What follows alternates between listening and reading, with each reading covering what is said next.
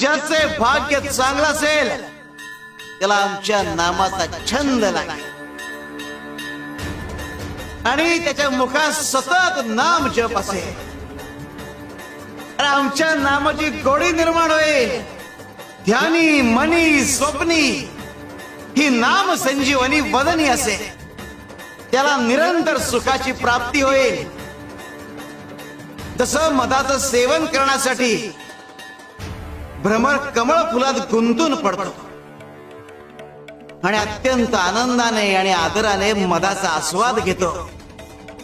आमच्या भक्ताचे मन आमच्या नामाचे ध्यान लागून उच्च पातळीवर स्थिर होते. मन नामात एकाग्र होईल. त्याची चंचलता नाहीशी होईल आणि त्याचे उन्मन होईल. अरे नामस्मरण हेच प्रपंच व परमार्थ साधनाचे साधन आहे. शिवाय शंकर.